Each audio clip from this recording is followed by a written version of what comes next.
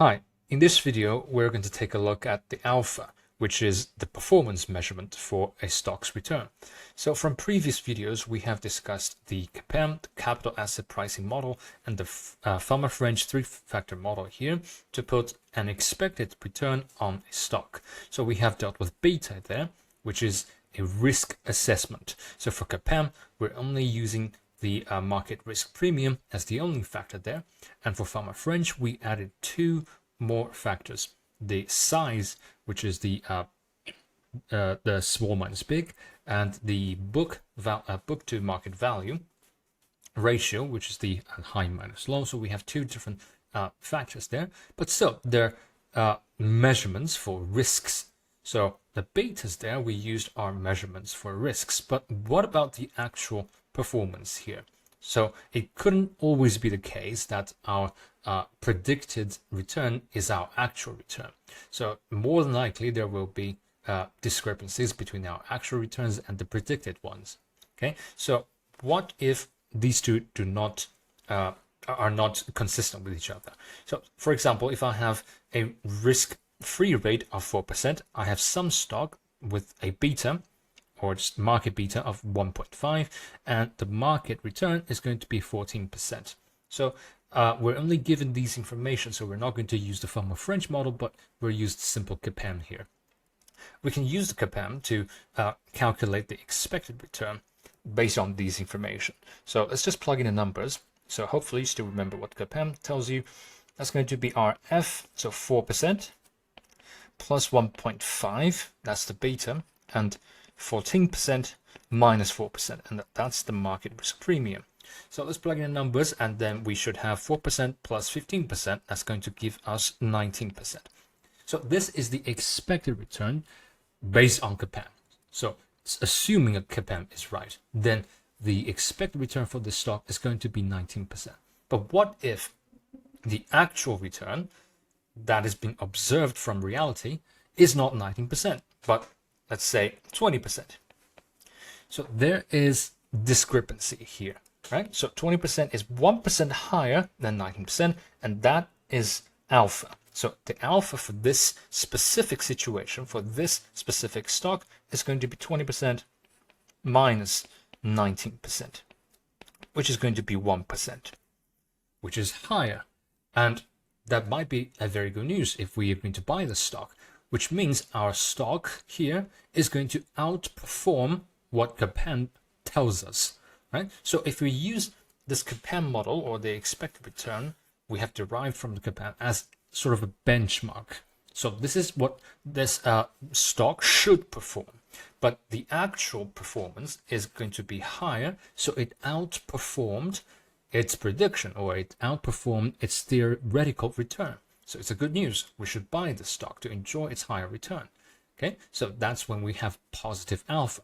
But it could also work the other way. So if the actual return instead it's 18%, then the new alpha is going to be 18% minus 19%, which is going to be negative 1%. So it's underperforming compared to the benchmark, which is CAPM in this case. So we can switch our benchmark, or we can use different models to decide what we're comparing against. So use whichever fits the most. So if we're just given these information, then we're just going to use CAPM. If we're given more information, more accurate information, like the stock is in a very specific market, or it's the company is very small in size, has a very high book to market value, then we are going to use the Farmer-French model.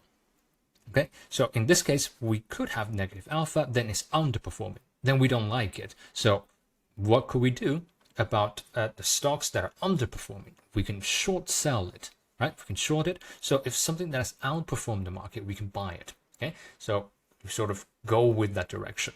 And if it's not, it's in the opposite direction, then we do the opposite action here, which is selling the stock, short selling. Okay, assuming there's no frictions, or not too complicated with transaction costs. Okay, so that is going to be our alpha. So with the alpha, we can compare the actual or realistic return with with our predictions, with our theoretical models here. Okay, but is that alpha going to give you a finite conclusion that this stock is going to outperform the market always? Not necessarily. Okay, so having an alpha but not consistently does not mean you're going to outperform the market every time. Okay, so that could be just a random sampling error here. Okay, so the more extensive way of writing the stock return should look like this. So if I have a return here, right? Let's use another color. If I return here, so there should be some alpha here and beta times whatever the risk factors are there, right? Let's just use it as risk factors there. Okay, so in CAPM, that's going to be your market risk premium, and then plus some sort of noises or some sort of random factors that's not that is uncorrelated or unexplained here. Okay, so you can intuitively think of this as your luck in some sense. So sometimes it's lucky, sometimes not so lucky, but on average, luck should not play a very important factor in the return of your stocks. So if I have a consistently and statistically significant alpha there, then I can say this stock that I have chosen, or this fund, or this portfolio that I have chosen, is going to outperform the market, or sometimes we refer to it as beat the market. Right? If I can beat the market consistently, then I have positive alpha here. Right? So if I have negative alpha, then I'm underperforming compared to the market, which is not good news, especially for anyone who's working in this industry as asset managers. So in this case, it would seem so that the asset managers or investors would like to seek positive alpha as much as possible, which is true to some extent, but it is very hard to verify that the alpha is truly the alpha that you're seeking. It's not some epsilon here. It's not because of random effects that you are just lucky.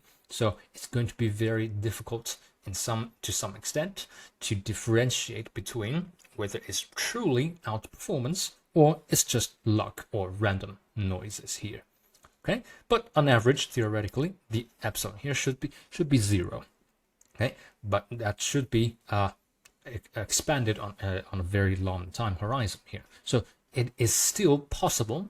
So if I just go into the market right now and I can make consecutive positive abnormal return here, and if I stop there, then I can say beat the market there, right? But although it's just me being lucky, it might not be the alpha there. I could just be very lucky, but I can stop there, right? So I don't have to face the consequences of the other direction of the random effect, right? So it's very difficult to say whether it's just luck or it's my abilities of choosing the different stocks or different funds. Okay, but for now, it suffices to know that alpha is calculated as in the actual return minus some of your benchmark here, and the usual benchmark that we're going to use here is going to be the CAPM prediction of your stock return, or the Firma French model prediction of your stock return. Okay, so if it's not significantly different from 0, then we could say it has 0 alpha here. Okay, so if it does possess or exhibit a significant alpha that is different than 0, whether it's positive or negative, then we could say there's outperformance or underperformance for such stocks. Okay, I'll see you in the next video.